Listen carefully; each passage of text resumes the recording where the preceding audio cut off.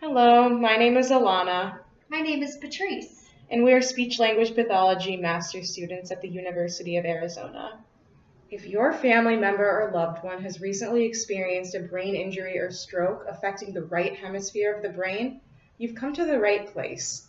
Following damage to the right half of the brain, many people experience new challenges in communicating with others, thinking and reasoning, and interpreting the things they see.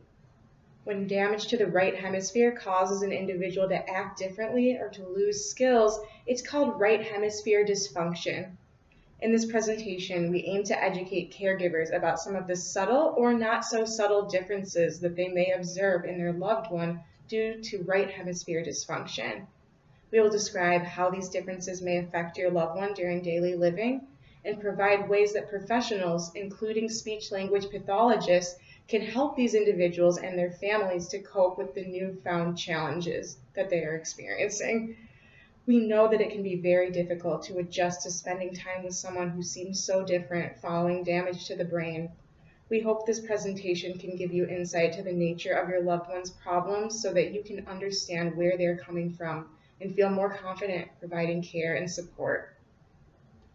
Following damage to the right hemisphere, you may have noticed that your loved one is acting odd or off, but it is often difficult to pinpoint exactly what about this person is different following brain damage. Before we delve into the details of the problems your loved one may be experiencing, we need to understand a little bit about how the typical brain works in the absence of brain damage.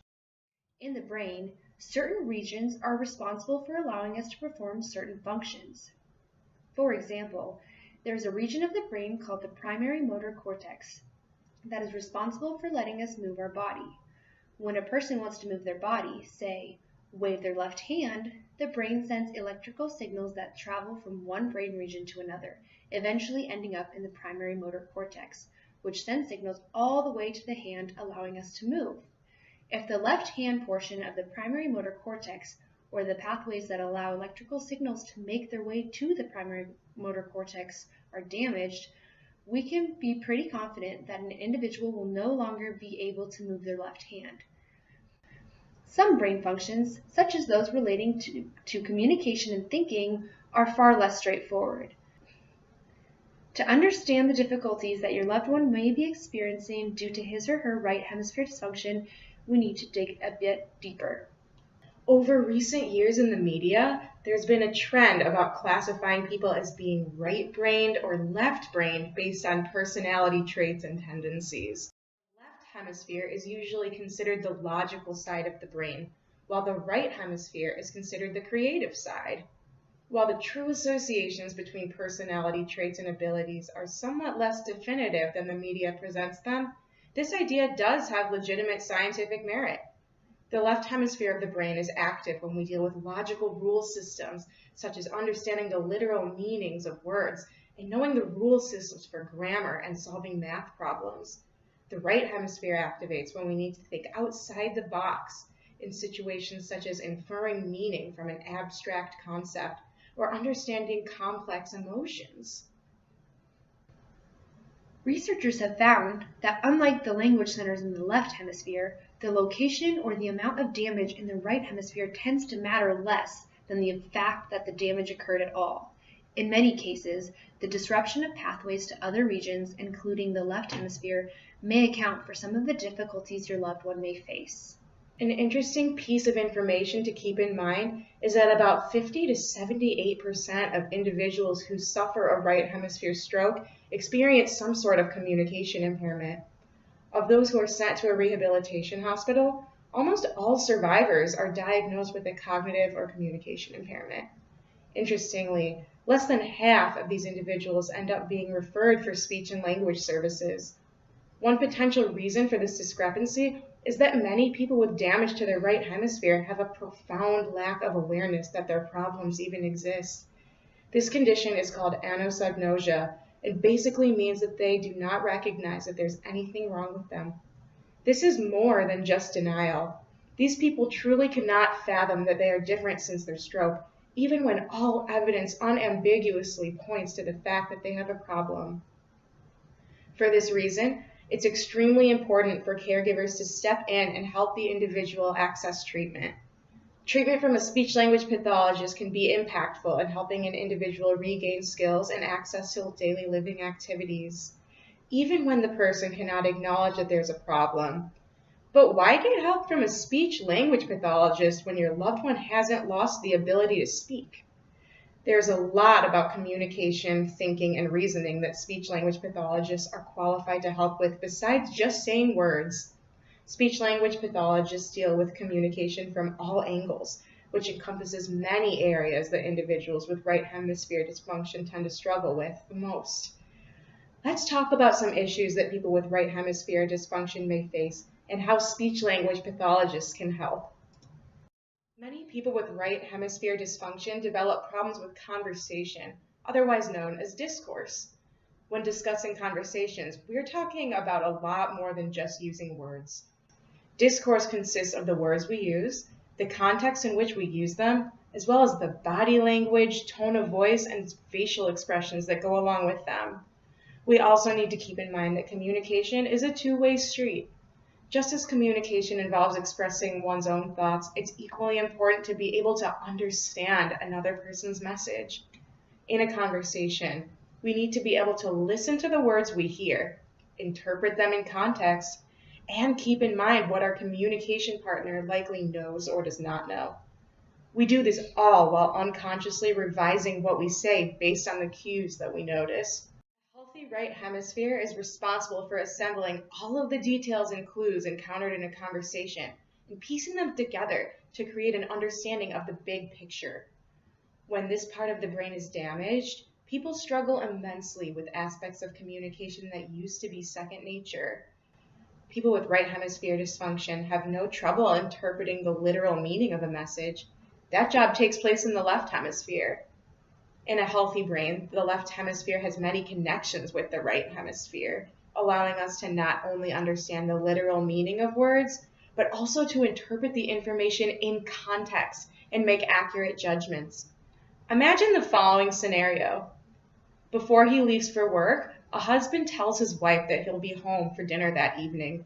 The wife makes a beautiful dinner, only for her husband to never show up. When he arrives home just in time for bed, he mentions that he's sorry he forgot to call. He hopes his wife is not angry with him. She remarks, "It's fine, whatever," and turns off the lights without saying goodnight. Was the wife really fine? Clearly, the husband needs to use more than just the literal meaning of his wife's words to determine how she's really feeling. Some communication skills we will discuss include reading between the lines, seeing the big picture, revising beliefs and generating alternate meanings, seeing others' points of view, and expressing ideas. In the previous scenario with the husband and wife, imagine that the wife had been a bit more truthful about her feelings. She may communicate her anger by saying something like, "There is smoke blowing out of my ears." Unfortunately, this sentence will likely be just as difficult to interpret for an individual with right hemisphere dysfunction. Figures of speech, such as metaphors and idioms, are often challenging for people with right hemisphere dysfunction. These are phrases in which the words that are said, when interpreted literally, mean one thing, while the deeper meaning of the phrase is meant to illustrate a point that's bigger than the meaning of the words themselves.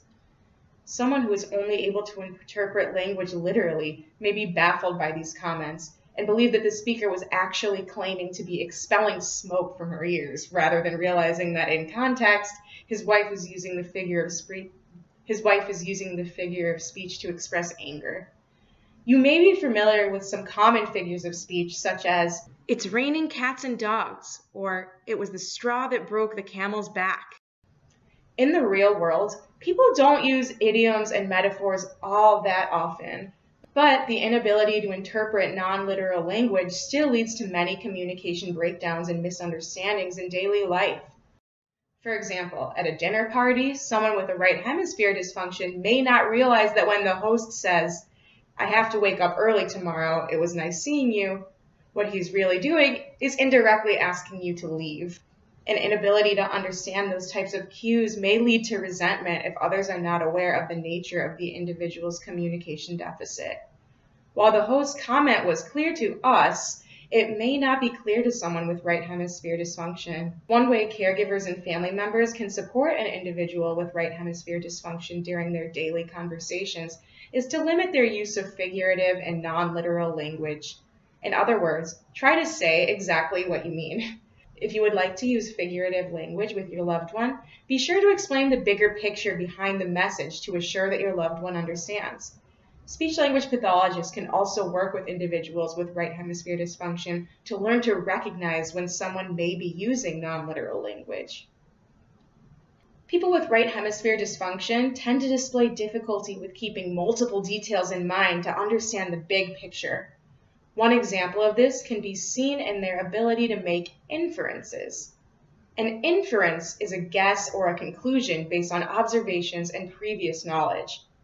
For example, if I see a young man wearing a backpack running on a university campus with a worried look on his face, I might infer that he is a college student who is late for class.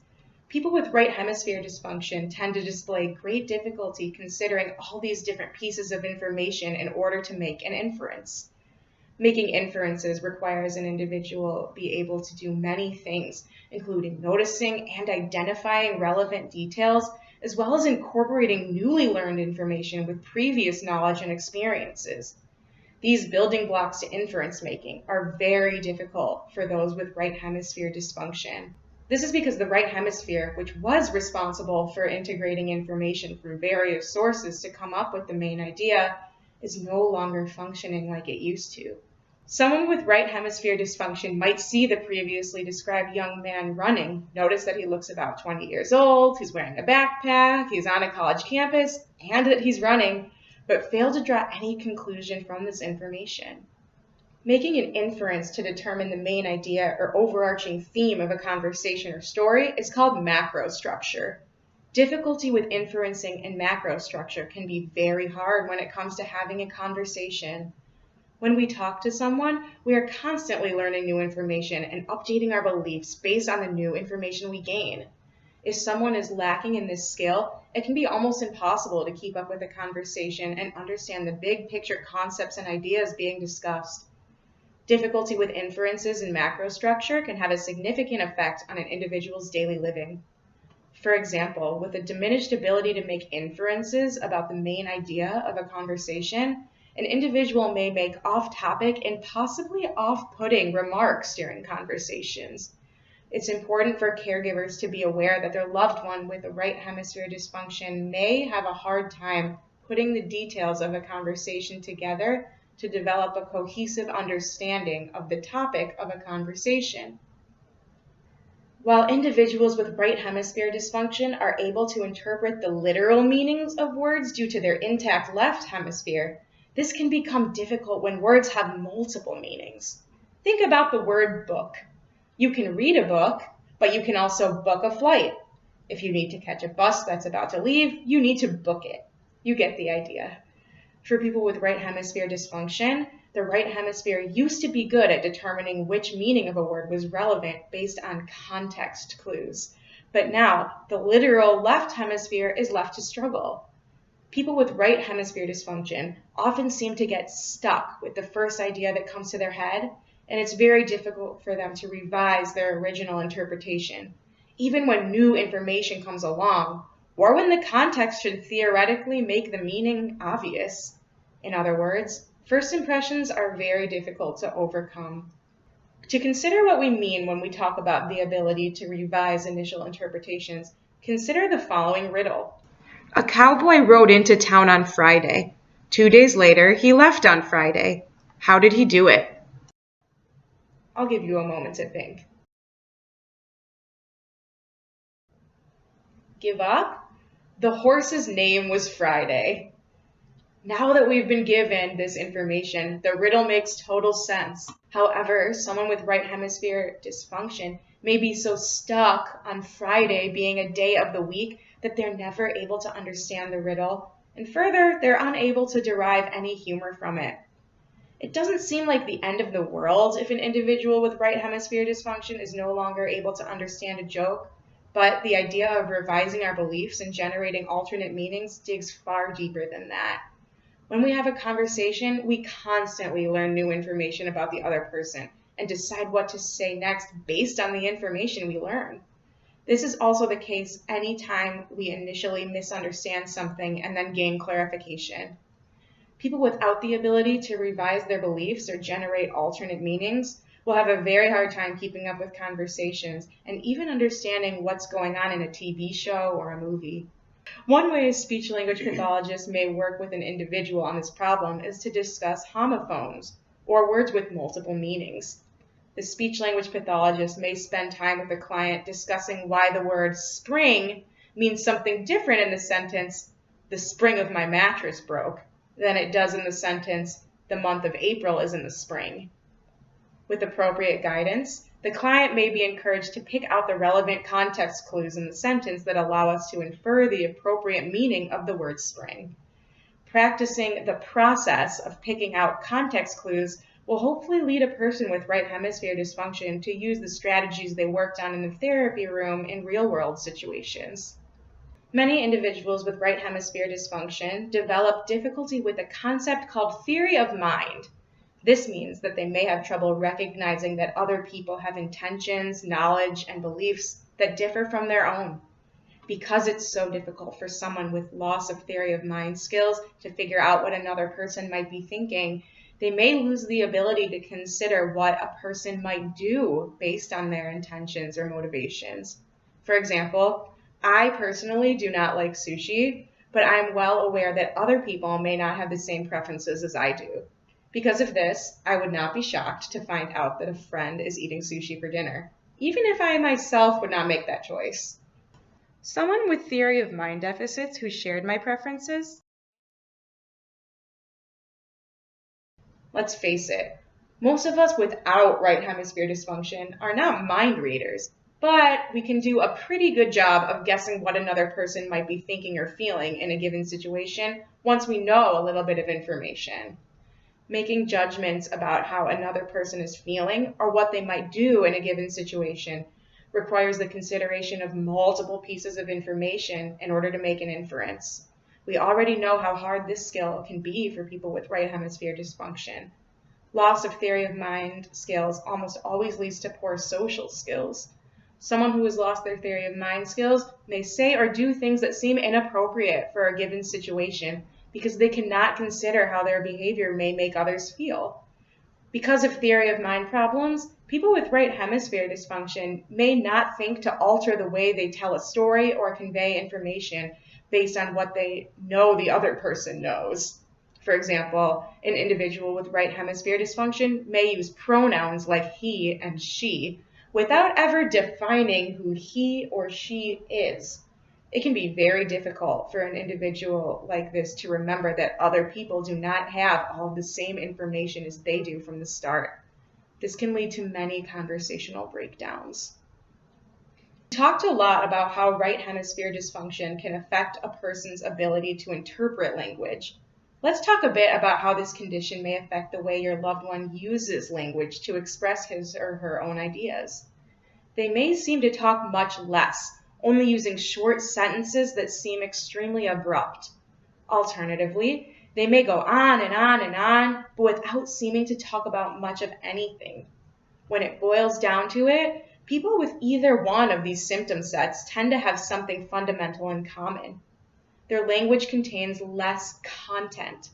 For people who have begun to use less words after their brain damage, this is easy to understand.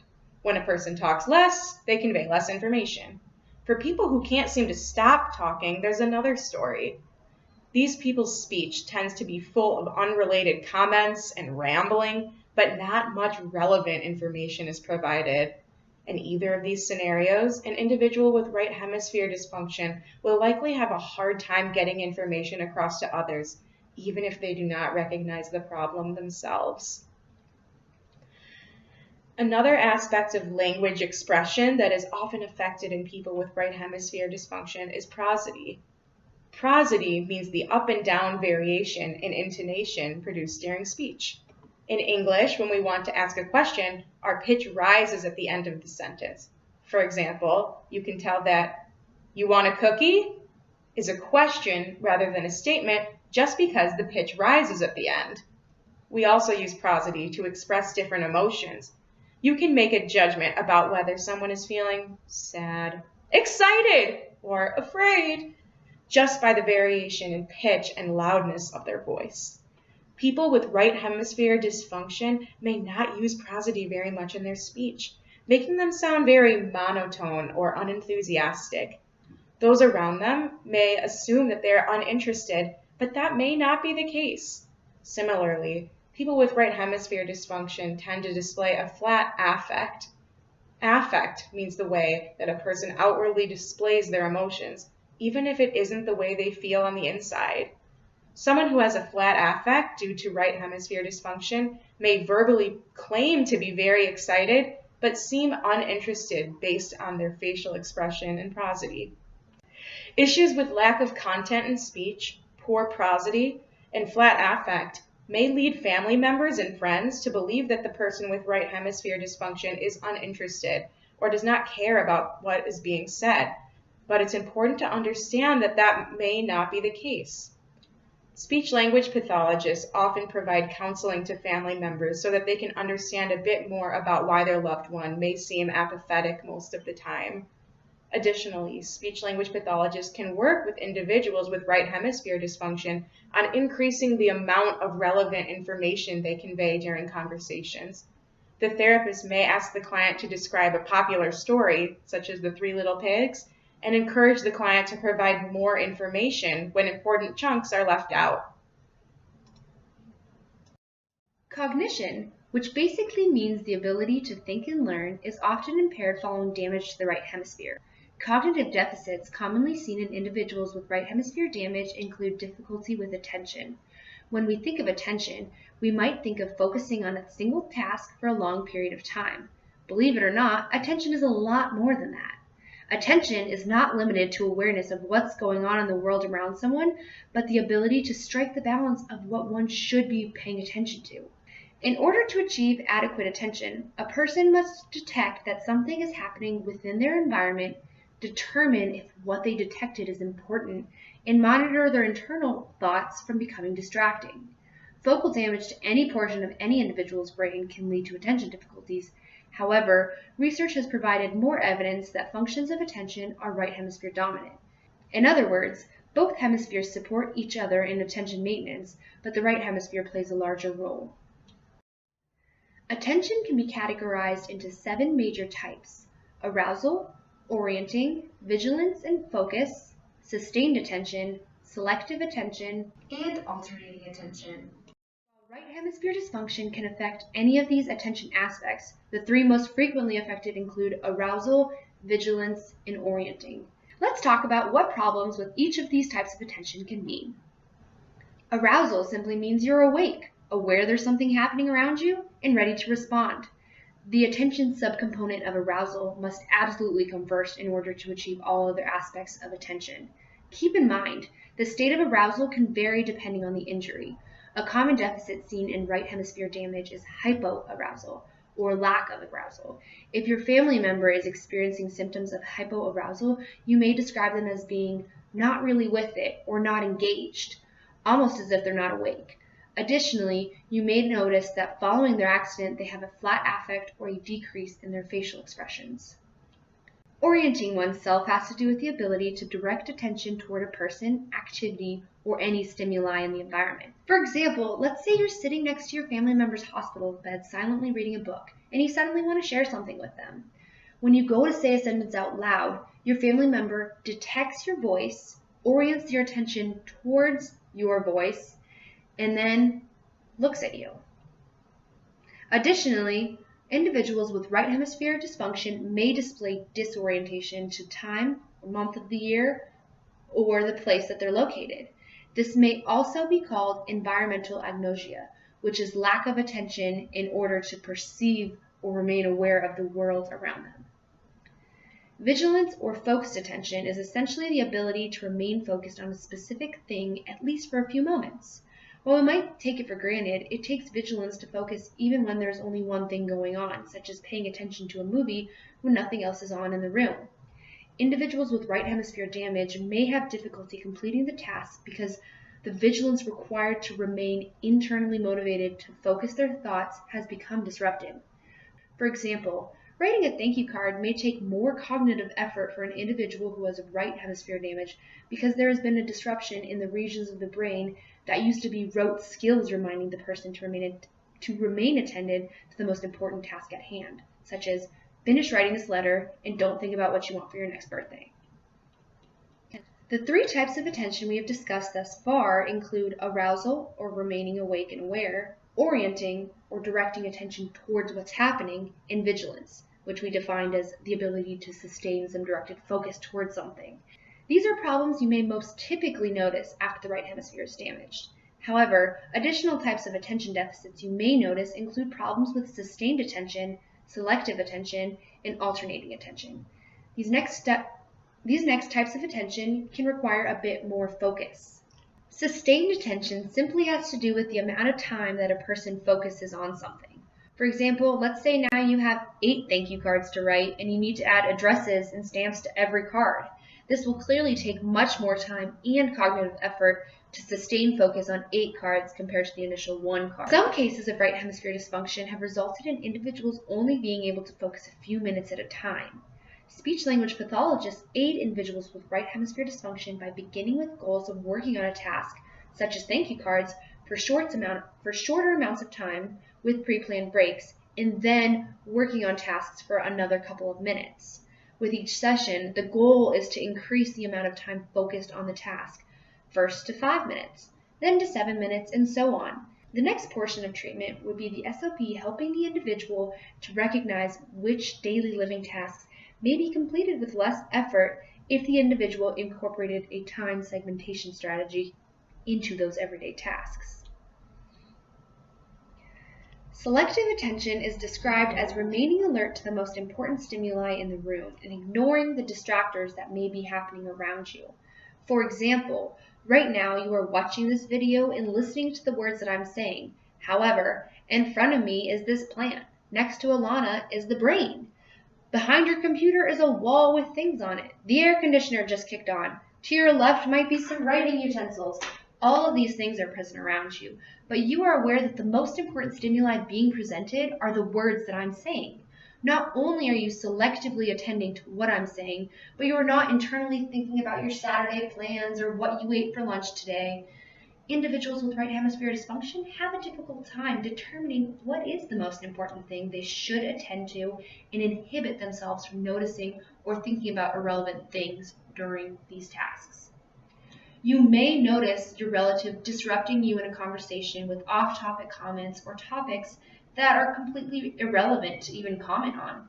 Speech-language pathologists can aid in providing strategies that help individuals determine what is important, what they should wait to mention until a conversation is over, and the things that are not important to mention whatsoever. One strategy a speech-language pathologist may incorporate is a thoughts log. Each time the individual has something they want to talk about that's off topic from the conversation, the speech-language pathologist will write it on the idea log to discuss later. Writing down interrupting thoughts and then analyzing them together will help the individual to realize some things are very irrelevant or have no reason to be stated at all.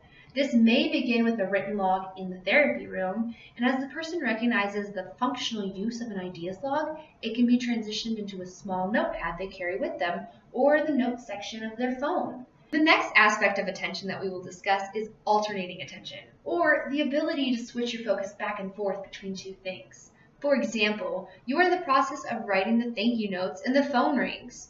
Intact alternating attention would allow someone to take the phone call and jump right back into where they left off in the thank you notes.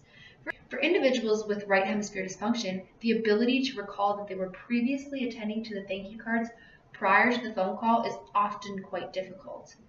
There are occasions where inability to alternate attention can become dangerous. Let's say you were heating up soup on your stove and then your 2-day Amazon Prime delivery arrived. Now you must walk to the door, sign for the package, and bring the box inside. Once you're inside, you of course want to open the box. However, you left your soup on high. Knowing you need to resume to the task of readjusting the heat settings and stir your soup a bit before you open your package is something not always remembered by individuals with right hemisphere dysfunction. This is because alternating your attention back towards the original task of heating up soup is not recalled and therefore may not be realized by the person until they enter the kitchen again or until the smoke alarm is going off. Therefore, the daily living task of cooking can become difficult and dangerous for individuals with attention difficulties following right hemisphere dysfunction. Next, let's talk about how your loved one's vision may be affected. Visual deficits you may notice following damage to the right hemisphere can be described using two categories: visual perceptual deficits and visual motor deficits. Visual perceptual deficits can change a person's awareness of their own newly acquired deficits, awareness of their own body parts, awareness of sounds or people in the left side of their visual field, and even awareness of faces. Visual motor deficits have to do with organizing the motor plans necessary to do things like opening your eyes or matching what clothes are meant to go on what body part. To clarify, we will be discussing vision in the context of motor apraxia issues, which is not the lack of the ability to complete the actual motor task, but the lack of motor planning and programming to tell your body parts what to do. During the introduction, we briefly touched on the term anosognosia, which simply stated is the lack of awareness of deficits. Anosognosia is extremely common following right hemisphere damage, and helping someone to lessen their symptoms of anosognosia is often a very difficult task. Consider why. If the person thinks they're perfectly the same following brain damage, why would they need to change? Also, where would their motivation to change come from? Additionally, they may perceive the world in a way that leads them to confabulate. Confabulation is when someone generates false memories or reasons for things although they do not mean to deceive anyone. An individual truly believes the fake things they may be telling professionals or family members. However, it is important that we highlight the fact that they are not lying, they are just explaining their version of reality. Your family member may have left neglect. One way left neglect may manifest is unawareness that the entire left side of the individual's body belongs to them. Individuals may sound like they are just messing with people. However, family and professionals need to keep in mind how real this phenomenon truly is. Cases of left neglect where a person sees their left limbs can lead to confabulation of why their limbs do not belong to them. They may confabulate something such as, this is their husband's arm, or the left leg is just some strange object in the bed with them. Left neglect does not only include an individual's limbs, but it can include unawareness of all the stimuli in the left visual cut of a person's environment. When we talk about left neglect of the environment, we need to clarify that the issue is not a visual field cut or a true motor inability to look that way, but experts theorize that left neglect is due to an underlying attention deficit. In other words, individuals ignore or literally have no ability to provide their attention to all visual input that is being presented in their left visual field. This can be a challenging concept to understand, as most people without brain damage have never experienced anything like this. Consider the following examples. If you ask someone with left neglect to draw the sun, they would only draw rays shooting out of the right side of the sun. If you ask them to draw the left sunrise, they may not understand what you're talking about. Another example of how left neglect may manifest is that a person will only eat the food located on the right side of their plate. If they ask for more food and you point out they haven't eaten half their meal, they may not believe you and continue to request more food. Furthermore, if you rotated their plate, the individual may confabulate something like, oh, you set the food here just now. It wasn't there before. Keep in mind, left neglect can be very mild or very severe depending on the individual affected. Speech-language pathologists and other professionals can work with people with right hemisphere dysfunction to come up with some strategies to assist them in participating in daily life activities despite their challenges with left neglect. An SLP may incorporate visual reminders into treatment during tasks such as reading. People with left neglect may only read what is on the right half of each page in a book. An SLP can place a very bright red piece of tape on the far left side of each page of the book, and each time the client finishes a line on the page, the SLP can encourage the individual with right hemisphere dysfunction to trace their finger all the way to the left until they find the red line, and then tell them to only begin reading a new line in the paragraph once the red line is found. One of the most negative prognostic indicators that the brain is acting in an abnormal way is the presence of visual hallucinations. Visual hallucinations are seeing something that is not actually there. Keep in mind that people with right hemisphere dysfunction and typical people believe what they see. So someone with visual hallucinations will believe that their version of the world is real and true to them, although it is not present for anyone else. Similar to confabulation, this is a perception they feel certain is the truth. They are not trying to deceive or lie to their family or medical professionals. Prosopagnosia is a word we use to describe difficulty recognizing familiar faces of famous people or family members. This could manifest in different ways. For example, someone's son walks into the hospital room and the individual with right hemisphere dysfunction doesn't know who they are. Then their son begins to speak and they realize who this person is based on the familiar voice. A way to think about this is like pulling your family member's hand out of a group of 20 hands. It's difficult to recognize, and you may need to remember that their fingers are shaped in a certain way and there's a mole by their left ring finger. This is a way the speech-language pathologist may provide therapy to help individuals in their day-to-day lives. SLPs may train clients to pay attention to specific facial features of their loved ones, such as when they see the mustache, they learn to recognize that that's their brother. But when they see the blonde swept side bangs, they know that that's their wife. Additionally, speech-language pathologists may provide families with strategies like always begin speaking when you walk into the room. This way, the individual with right hemisphere dysfunction can detect who it is using voice clues. Visual motor deficits can impact a person's daily living in a very particular way. Apraxia, as mentioned previously, has to do with issues of motor planning and programming of the muscles. For example, eye-opening apraxia is present when a person has the full ability to recruit all muscles and functions necessary to open their eyes. However, they cannot plan the steps necessary to do this on command. You may hear people complaining of not being able to see, and then you look over to them, and their eyes are still shut. They cannot coordinate the motor plan necessary to open them when you say, "Open your eyes." Another apraxia we refer to is dressing apraxia. It has to do with the visual perceptual knowledge that a shirt has 2 armholes and an area for the chest, so I should pair it with the same body segments that has 2 things to put the holes in and room for a chest. The issue here is that there is a visual disconnect of the body outline and the knowledge of the visual outline of the clothes that the person is trying to put on. One final visual motor deficit that can have an impact on daily living includes limb apraxia. If someone cannot coordinate the necessary movements to brush their teeth, comb their hair, wash themselves, and so on, they may require specialized care or treatment from an occupational therapist. Sometimes it's actually the case that a person is unable to see a portion of their visual field. Visual field cuts are a disruption in the optic tract or eye connects of the brain. In this case, the information is not actually being received by the visual cortex. This is different than not being able to perceptually attend to stimuli. In this case, people are not receiving any visual input in a specific region. Furthermore, the specific damage in the right optic tract or eye to the brain neuron connections will correlate to specific losses of the left or right visual field in a predictable way.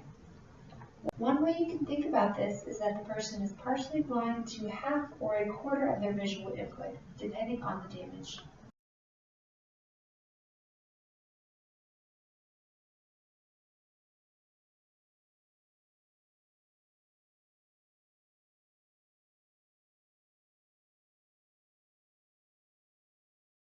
Video helpful.